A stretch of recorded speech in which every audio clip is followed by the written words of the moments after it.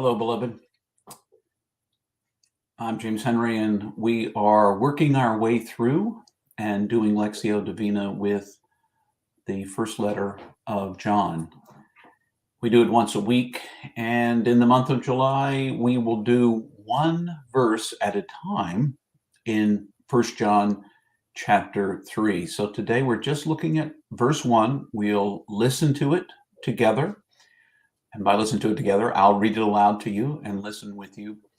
And then I'll respond. Next week it'll be verse 2, and then verse 3, and then verse 4.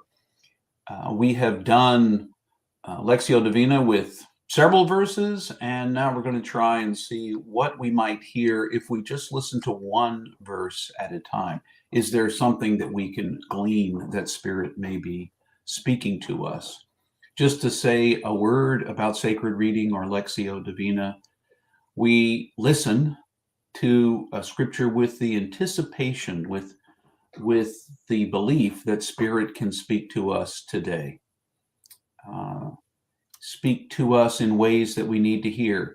Lectio is different than Bible study. Generally, we don't try to do all the scholarly work with commentaries and trying to figure out what the original author may have meant or said.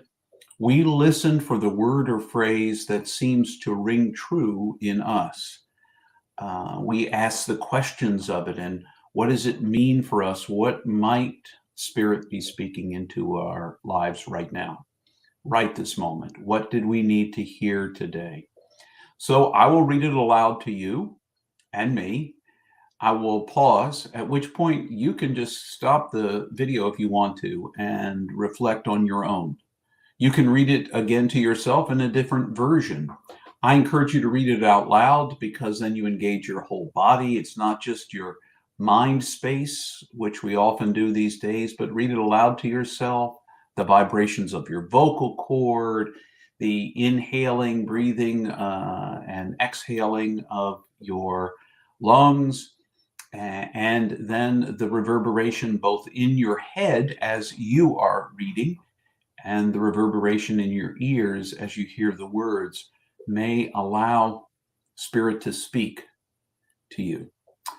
After that, I will share what I heard, what I think was for me, and why I think it's important.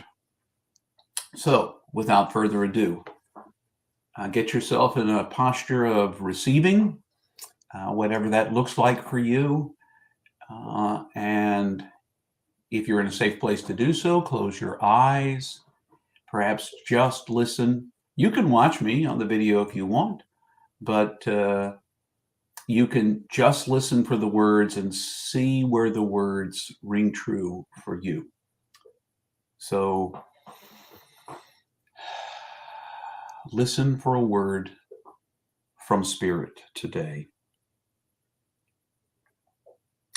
Behold the greatness of the love shown to us by our Father, the Great Spirit, that he would call us his children. And so we are. The ones who belong to the ways of this world do not know the giver of life, so they do not see us in this way.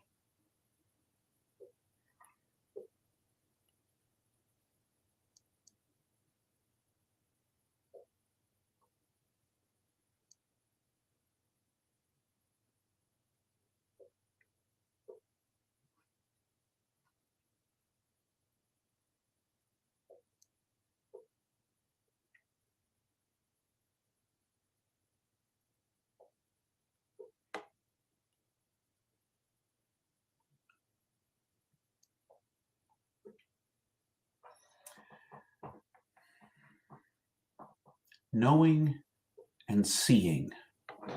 Those are the images that rose up for me, and they're from that last bit of the first verse. The children, the ones who belong to the ways of this world, do not know the giver of life, so they did not see us in this way. That there is a knowing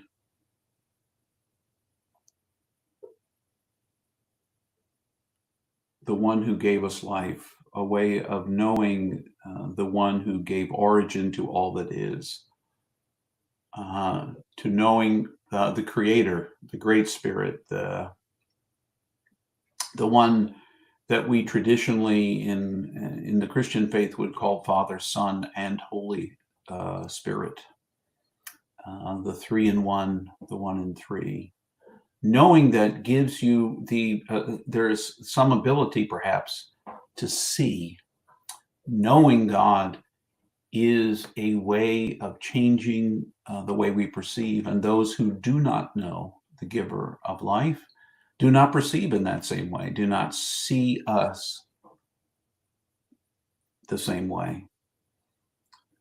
And I wonder for myself, you can overhear what I'm wondering. I wonder if I really know the giver of life. Because I know I don't always see others with the eyes of the giver of life. I am in some ways still caught up in the ways of this world. I see that in myself. And I know that knowing, not just intellectually, but with my whole person, knowing the giver of life is to begin to see, to perceive, and receive the world, to see others with a different kind of perception.